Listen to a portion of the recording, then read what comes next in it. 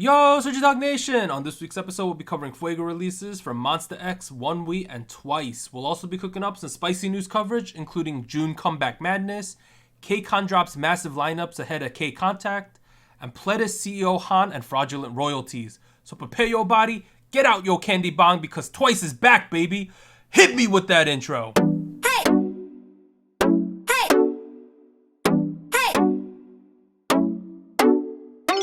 Hey, what's up, everyone? This is SojuTalk, your weekly shot of K-pop. We're coming at you with a super spicy episode 89, and we're recording on Monday, June 1st, 2020. It's already June. Crazy. It's already June. It's the summer, guys. But I'm Doug, and joining me today, we got Warren. Hey, what's up, everybody? And Anita. Hello. And as a quick reminder, check out SojuTalk on iTunes, Spotify, or your favorite podcast platform. Sub to the SojuTalk YouTube channel. Join the SojuTalk Discord and be a part of the SojuTalk Nation. Links down below. We got two announcements today. The first one, the K-pop boy group tier list survey. So a quick reminder that we are still taking responses for that for the next couple of days after you're listening to this. We have well over 100 responses already, which is more than the girl group survey did in its entire run. Ooh. It's absolutely bananas, and I like to thank everyone who's contributed so far. Link to the survey can also be found down below on the YouTube video description. But before we begin the podcast today, Warren will now read a statement on behalf of the SojuTalk crew. It's been a challenging few weeks for everyone, including us at SojuTalk. Following the recent tragic events that have unfolded in our country, we felt the need to speak out in solidarity with their black brothers and sisters. We strive to create a space that is inclusive and welcoming for everyone, and will continue to use our platform to support just causes. Our podcast serves many members of our community as a source of entertainment and distraction from reality, and while we don't regularly talk about non-K-pop topics, today we felt the need to speak up.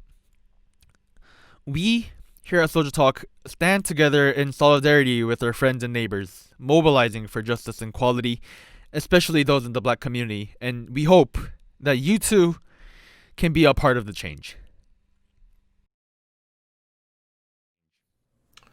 Okay, so we're not really gonna discuss what's going on because, to be honest, on a personal level, I don't think I can ever fully encapsulate or understand the black experience of living in America, right? I don't think any of us are really qualified to talk about that.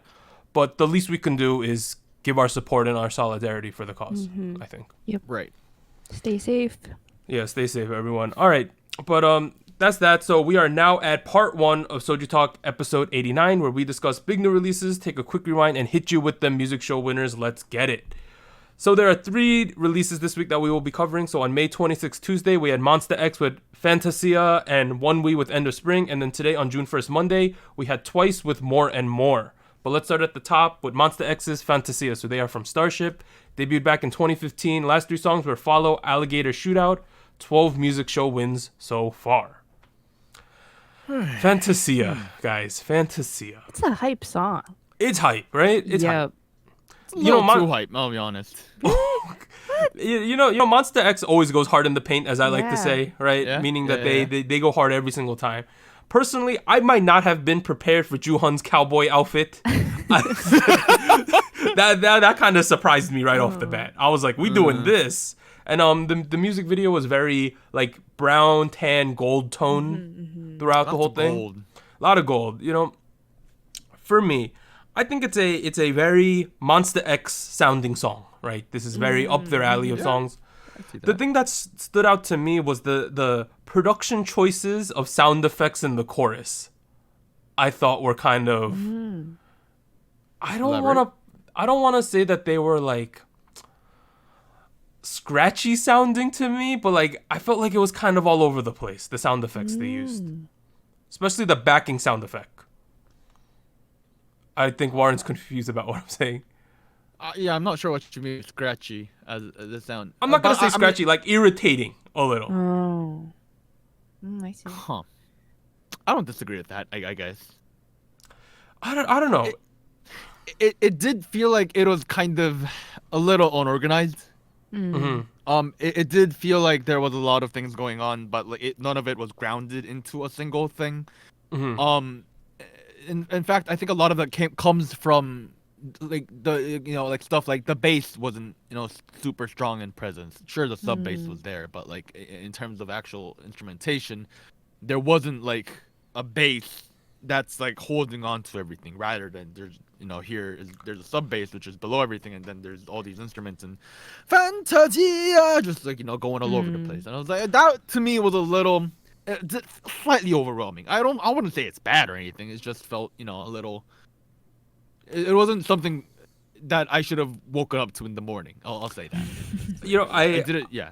That being said, I think the strongest point of this song was the choreo sequences, Yes. especially the group shots. Yup, There's yup. in the first chorus, the second half of the first chorus, there's a Shonyu focus part where they're doing this like leg movement, and they kind of move the camera in sync with his leg movement. I thought that was probably my favorite shot in the entire music video. Yeah. It's a movie. Yeah. I mean, they had really interesting backup dancer concept thing going Yeah, on. I thought. I don't know the lore of the song at all, but they had like the wall with arms coming out. There was like That's kind of weird. shirtless people at some point. It was a trip. Now, Monsta X, as we know, heavily relies on the rap line, right? That's one of their strongest suits. Do you have any opinions on that, Warren? don't know. I did take a couple notes on it. I gotta say, I did watch the reality show that Monsta X did pre-debut. And I know there was a whole episode dedicated to the drama of IM coming in the middle and like that to me that felt like I didn't really care that much about it, to be honest, because I'm not a super big Monsta X fan, but I did leaving a mark, and I didn't remember him as the greatest rapper of all time. But I will say I am very impressed here. It felt very natural. It felt very in line with the rest of the song. It didn't feel too much. It wasn't too little. It was just the right amount. Juwon is great too. I don't understand quite why he's so angry. No, okay, that's also what I gotta say. It feels like I am's the second rapper, right? It feels like he does a very pleasing idol style, and he has a good sense of the flow whenever he raps. That's at least what I get from him. Now it seems like with Juhan, it's either most people like it, right? But it's a very aggressive, like in your face. I think that's even putting it lightly. Like it's the most like he is the most aggressive K-pop rapper, I would say, at least right now. Yeah, in my mind at least. But it suits their group because that's the type of songs they do, right? Now, the whole thing with me and Monsta X is everyone knows that Shootout was a big hit, right? That was like their breakout song. Then they've had Alligator follow and now Fantasia. I don't know. It just feels like to me that I was expecting the projection after Shootout to be like monumental. Now, I'm not saying that any of the songs they've released have been bad, right? I think they've all been decent to good songs, but it just doesn't feel like they've had another breakout hit since Shootout. I think you worded it correctly. They've been decent to good, but they haven't been like, oh my god, Monsta X broke the world kind of thing. That's how I personally feel. Yeah. It's also like none of their songs, I would say, since Shootout have become like viral in the general K-pop sphere of like casuals. Yeah. I don't know. It's unfortunate because like they sell very well, right? They're one of the highest tier current guy groups right now, right? Right. It just feels like I don't know. Maybe I want to switch up or something. I don't know if that's what I want to know. I do realize. I do think that they've been kind of playing along with the same kind of concept for a while now, and a change up might not be a bad idea. That being said, I don't know the Monsta X members well enough to say, oh, this is the direction they should be going in, nor do I have an understanding of which direction might be an option. But I will say, I did come in with certain expectations. I left having those expectations met. But at the same time, that was about it. That was about, okay, I mean, that's kind of what I expected from a Monsta X song. Angry Juhon, lots of chanting, aggressive choreo, and all of that's great. But, it's That might be nice to spice it up sometimes. What about you, Anita? I think for me, this particular song felt very much in continuation to Follow. I think even Yes, like it's the similar. set and the Yeah. tones reminded me a lot of that, and I think in the instrumental, it has a very similar vibe. Um, but like said in the beginning, for me, this song felt a lot more hype than Follow for some reason. I feel like this had more of a I don't know. I kept thinking of this song like this would be like a FIFA type of like World Cup type of song. Like, you play, like it seems very like you get hype, and then there's the dance sequence and like a chanting part. I don't know. I liked it. But I at the same time, I don't think I'm a huge fan of this kind of vibe that they're going with, following Follow. So I don't know. I agree that I do think they could switch it up. But I don't know if it's like switch it up to a darker concept, or I don't know. I feel like Monsta X has established themselves to have like a very, like you mentioned, like a kind of aggressive vibe. Like I don't think they're gonna be doing anything like very very. They're not gonna be pulling out a bubblegum song ever. Right, No. right. No way. So it's kind of interesting thinking of what else they could do. I honestly don't know, but like you said, I'm not disappointed by this. I just feel like it's very much in line with Follow. Almost a little too much, maybe, where it makes me feel like, oh, this sounds very similar. This feels very similar. Yeah. Doesn't really stand as its own, but I think it's good. I'm just hoping that with their next release they change something up, because I agree with you that Fantasia and Follow are decently similar in the same vein, I would say.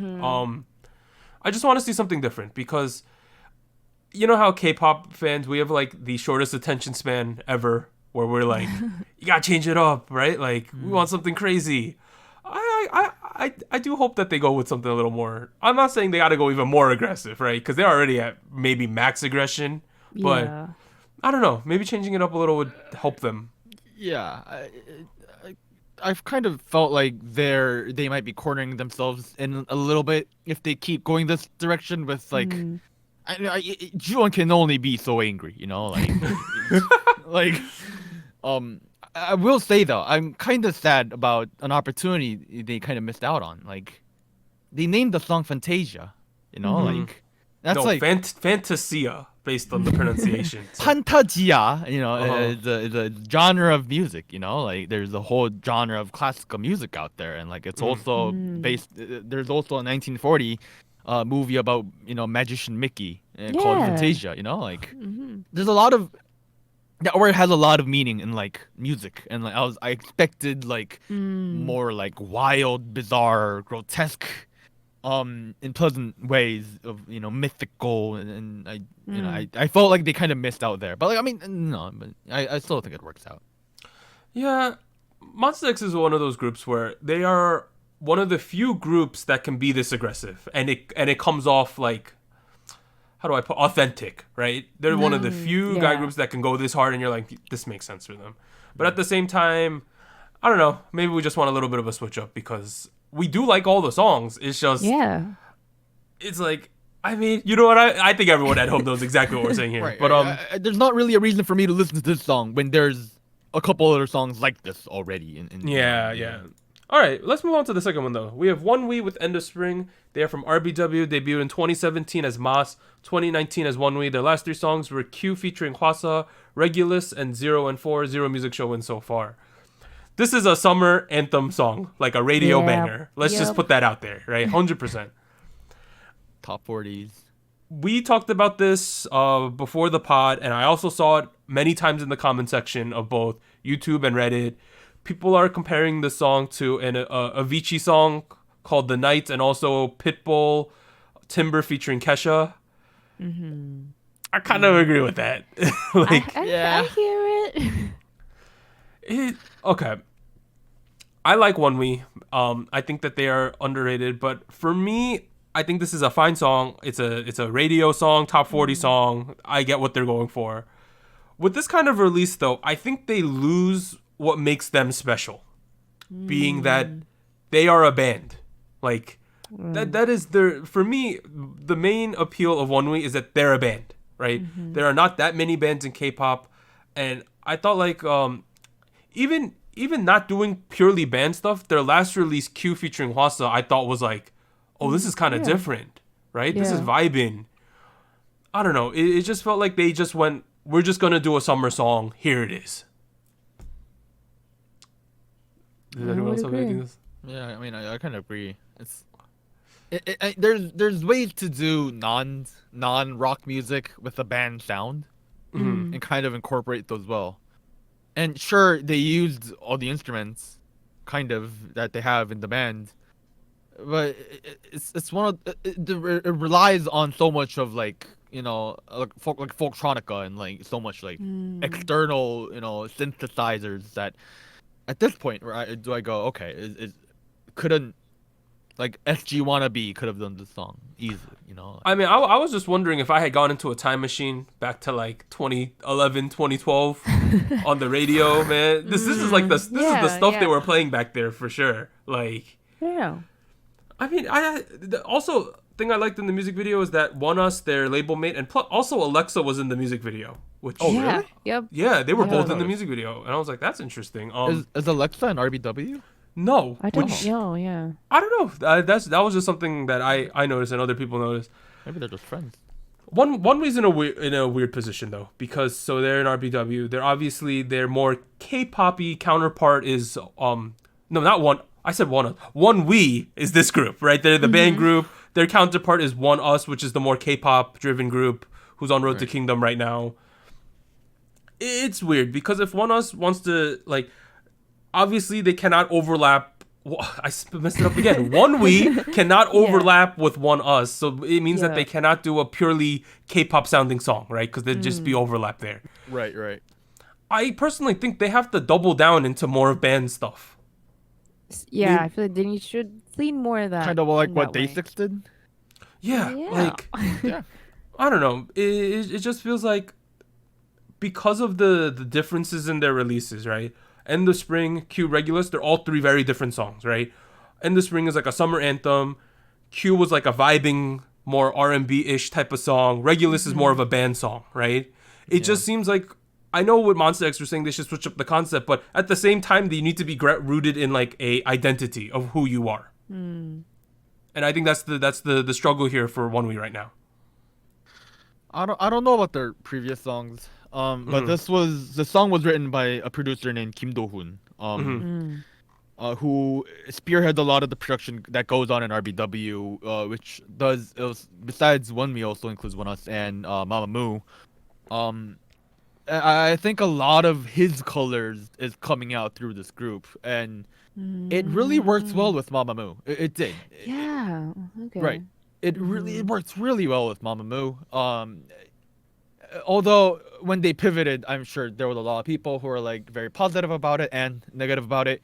But I will say, in the general credits list and the discography of the producer Kim Do-hoon, earlier in the century, meaning early in the 2000s, he did a lot of ballads. You know, SG Wannabe, Baek Ji-young, those kind of people. And then you'll see that later on he switches over into a more K-pop realm, and then attempts to mix K-pop with hip-hop, K-pop with rock music, and like do these different kind of things. And whenever he does that, they're not really done well. I have to be frank. It's a very, very. It's always distinctly weird. The production is always kind of not fully there. It goes kind of halfway in between mixing two or multiple different genres, and that's kind of what happens here again to me personally, which kind of goes back to what Doug you were saying about like this them having to choose between rock music or just going the Us route, which is not really an option. And that's kind of my main problem with this, and it really doesn't help that the producer Kim Do-hoon has had so many scandals about plagiarism. It's just he doesn't have the best image right now in the industry, and it's all those combined things together. It's kind of difficult to look at this without an unbiased lens, really, because there's so much contextual. I think at the end of the day, though, it's a fun song. It's clearly a song that would be doing better if they could do those college festivals right now, right? This is perfect for festival season, but they can't. I don't know. It seems to me that RBW they don't know what to do with Onewe as well. Like, I feel like we're a little confused about where they should go, but it seems also that their company is a little confused as to what to do with them because they've been doing a lot of different things as of late. Yeah, wasn't Q with Hwasa more like a trap song? It was a trap. Yeah. It was definitely more of a trap song. Yeah, I hope they pick a direction. I liked it when they did Q. I hope they pick a direction and like double down on it. Really, go with the product direction. Just bulldoze your way through like a bulldozer. All right, let's move on to the last song. So today on June 1st, Monday, we had Twice and their comeback with More and More. So they are from JYP, debuted back in 2015. Last 3 songs were monster songs, Feel Special, Fancy, Yes or Yes, 97 music show wins so far. So this, their 9th mini album, More and More, recorded over 500,000 pre-orders for this comeback. And additionally, More and More went ¡1 on Melon, Genie, Bugs, and Soribara so far. Wow. Okay, this song, right? All right, let's get into this. Talk about the song. Let me preface this. I am wearing a Twice t-shirt right now. I am holding up a Twice slogan, right? All right, let me be frank here. This is not my favorite Twice song. Oh, fair enough. That's fair. Fair. Of course, okay. I think that for me, when I think of what is a Twice song, right? What do I think is the Twice vibe? For me, it's like super powerful, energetic chorus with a killing part at some point, right? Something that is so memorable that you're like, that's the thing. So Fancy, we got this. Feel Special, we got this. We got Yes or Yes, right? When you think of Twice songs, their title songs, there's always like a thing that you're like, this is what this song is defined by, right? Right. TT, like all these things in the past. When I think of Twice's More and More, I listened to it probably 20 times in the past 12 hours, right? I was trying to figure out like, what is it about this song that's just not like grabbing me, right? Right. I think it's just that there's no like real sticking part to me. If you asked me like, sing More and More, and for someone like me who doesn't learn the choreo or doesn't like learn all the words, there's like the only thing I could do is the more, and more. That's the only thing I could latch onto. I don't know. What about you guys? What was your initial impressions about this? Honestly, I feel like that's kind of the same reaction I had because when I heard it, while I was hearing it, I was saying like, "Oh, this sounds really good. I really like the choreo." But then once it was over and I was recalling it, I felt like it was a little hard for me to pick out like, oh, this was the melody, or like, oh, this was like the particular dance in the chorus. And I, like you mentioned it, I think it has to do with that. For me, I feel like the chorus was mostly instrumental. Like there's not a lot of actual singing in the chorus. So it does feel a little different, and I think that's what makes it a little less catchy, maybe in comparison to other of their songs. So I definitely agree. I feel like there's something about this that it's not bad. It's not bad. I think it's a really good song. It's really good. There's something that makes it hard to latch on to. It kind of, to summarize and to add my point a little bit, it's very anti-Twice, this song. I would agree with that. Yeah. Right. It's everything Twice has done really well, and they flipped it 180. But keeping like somewhat of a consistent musical character. Because if you think about Twice, right? You think of when the first reason I fell in love with Twice's music, and the whole entire reason I came back to K-pop, from not listening to K-pop for 4 or 5 or so years. Was because I was listening to the production and it was so intricate. If you go listen back to Cheer Up or TT and the earlier stuff, there is so many different layers. And, every time you go back and you hear new things, new different samples, instruments just bouncing off each other. And that's what really made me excited. In that aspect, it was a very simple song. The chorus was, the verses were basically one instrument, the drums, and Twice singing. The chorus was basically the bass, the vox, which is Yeah, dude. Yeah. Yeah, and that and the drums, and then Twice. So in that aspect, it was very empty. But because they did that, they make a very chill vibe, even though it's yeah. right. So Even though it's house, even though it's Afro house, tropical house, whatever the genre where you want to use is, it's very chill. It's very relaxed, and in that aspect, I really respect that. I really think that's cool. I think that was a 180 that nobody ever expected, and do I think they pulled it off completely? I don't know, but I think they did. Say, I think they did. Okay. So I know it might sound like we're lukewarm on this. I'm actually not lukewarm on this song. I actually like this song. You said it's your least favorite Twice song, though. I didn't say it was my least favorite. I just said it wasn't my favorite, sir. Oh, okay. Okay, big difference there. Okay. Oh, I'm sorry. Okay. Now, okay, so in my mind, right, I was saying they, like, everything is in levels, right? So I think that they sacrificed the chorus in order to give us vibes and that choreo, right? I think that this is, like, this song, more than any other Twice song, you need to watch it with the music video. For me.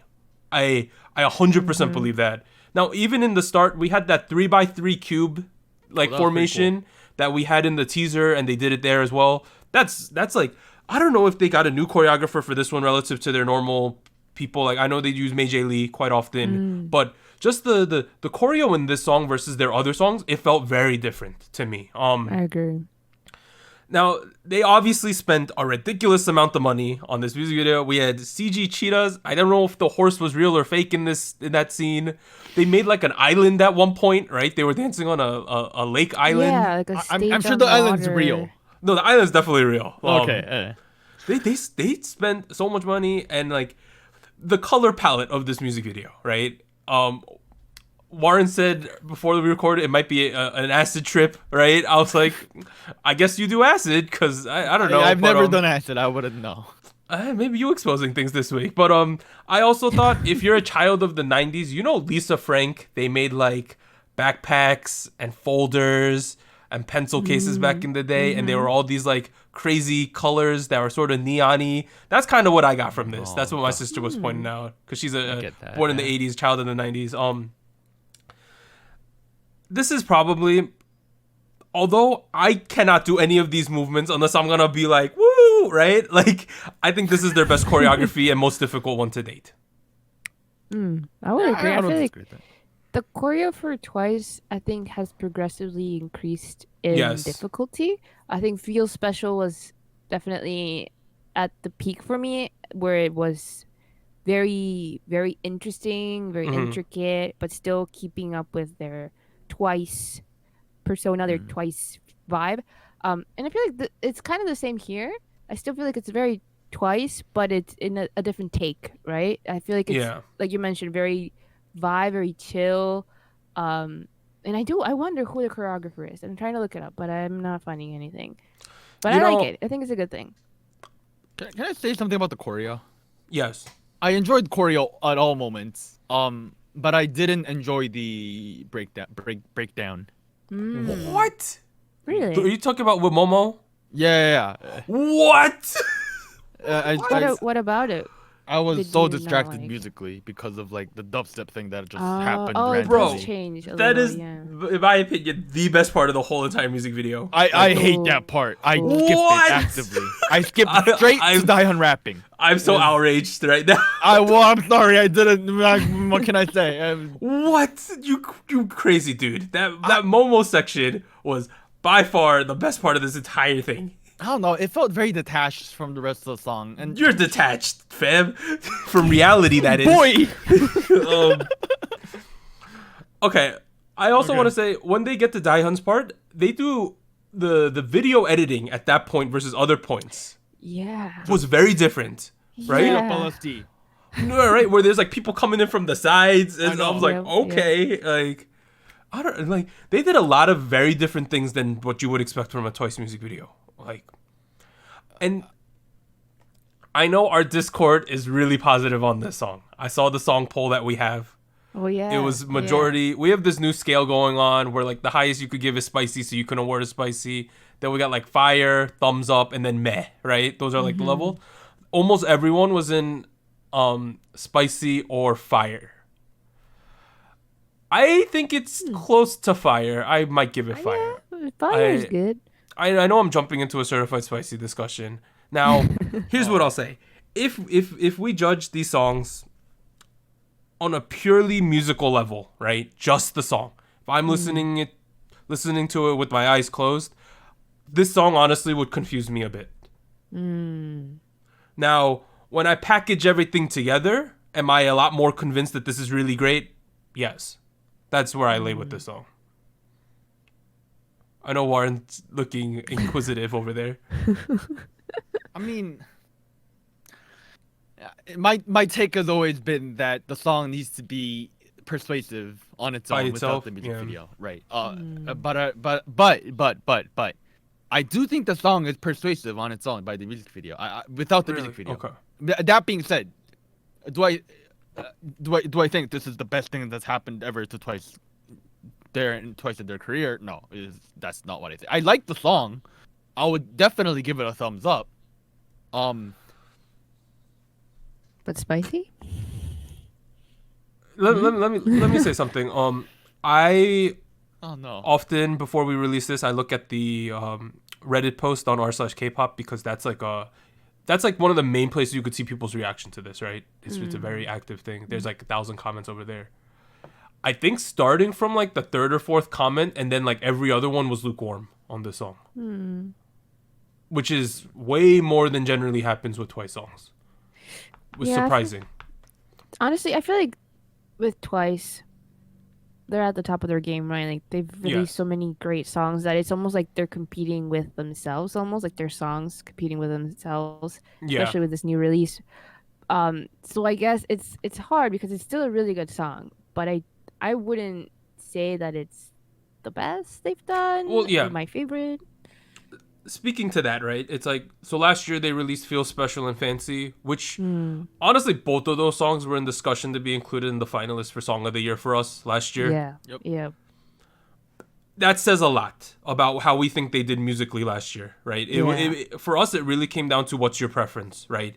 Did you like Feel Special or did you like Fancy? The discussion wasn't, are these like great songs? Everyone was like, these are great, right? That was like, at least for us, that's how we felt about these. Right. And our discussion was, I remember back then was like, these are like amazing songs. Like, what the hell? I don't know. There's just something about this song for me as a Twice fan that like, I'm not going to say I was disappointed because I'm not disappointed because I got something crazy, right? It was just so not Twice for me that I was a little bit confused and still am. Like, I'm sure by next week I'll be saying more like every single day, right? More and more. But like right now I'm still a little confused with what I saw. I don't know. Maybe some time. Yeah, maybe you need some time. I will say that, you know, I did back when What Is Love was happening and then leading into Yes or Yes, I was complaining every day, every waking moment. I was like, Twice, it is time for them to change their concept. The time has ticked, and they did. And Fancy happened, and Feel Special happened. And I don't want them to repeat Fancy and Feel Special again. I want them to keep branching out and doing new things. I think this was one of, I think this was one of the branches that they branched out on. I think this is a good progression in their music career for something great that will happen out even after this. Is this the high point where this is? I think this is the greatest moment. No. But I do think this does contribute to their career. I do think this is a very noteworthy moment in their career, and I do think that I'm still excited for the song, whatever they have next. 1 in a million. What? You were supposed to say thank you for coming to my TED Talk. That's what you normally say. I didn't want to say that, so I switched it up. So there you go. Okay, let's talk about it. So I thought the outfits, I really liked the dresses they had on during the chorus. I thought those were really cool. Can we talk about visuals real quick? Because I might have a new bias. There's one thing. I know exactly what you're going to say. Say it. Man, Nayeon and her short hair. I know, bro. Oh, guys, this is What- it. what- Short hair. Nayeon is the one true only. That's where it is. That's where it ends. I haven't really been watching many like trailers and stuff for K-pop because I sometimes don't like to be spoiled with what's gonna happen. Yeah. But when she came on the screen with the short hair, I was like, Warren's gonna like this. So do I. It's literally what I thought. Like, it was a struggle. It was a struggle. Why do I like short hair so much? I don't understand. It's just, I don't think it's healthy for me at this point. That's just, You know, I don't know, man. For those tuning in who haven't tuned in for a long time, Jihyo and Jonghyun are typically my favorite Twice members, along with Mina. Mhm. Man, it's a new reign, guys. I mean, I'm a. Everyone knows. Well, I don't think everyone knows, but I'm a Sana bias, right? Yeah. I'm struggling right now. Not gonna lie. Dude, Oh. dude, I'm a- no. I'm telling you, it's good over in this side. It's cool here. Come join. It's the dark side of force. You know, we got short-haired Nayeon. No, I got to keep my J Trinity pride strong. Yeah. 'Cause that's my yeah. favorite. You know, another thing I want to point out is 500,000 pre-order sales. For some reason, in 2020, K-pop album sales have exploded. Everyone is selling massive quantities of albums. Now, I don't know if that's because of the Corona situation. Everyone's just buying things online because we got nothing else to do, right?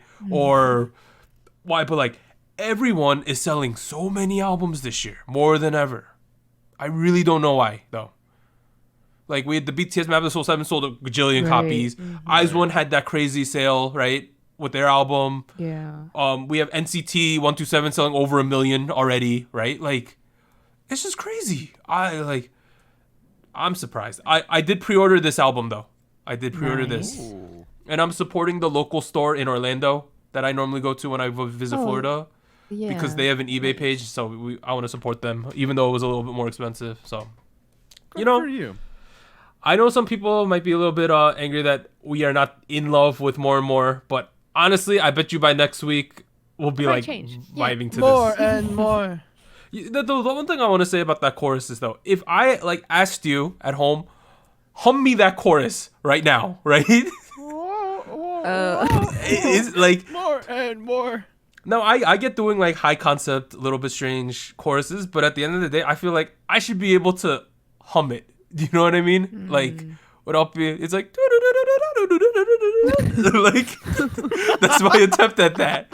You know what I'm saying though, right? At the end of the day, that for me, that's like I don't know. Maybe I should just get used to not being able to hum the chorus, but I don't know, cause like normally my sister, so she's been at our house since the quarantine started, right? She normally lives in Boston. She sits at her work table back over there on her dining table. Normally when I pass her, I just do like point choreography just to like piss her off.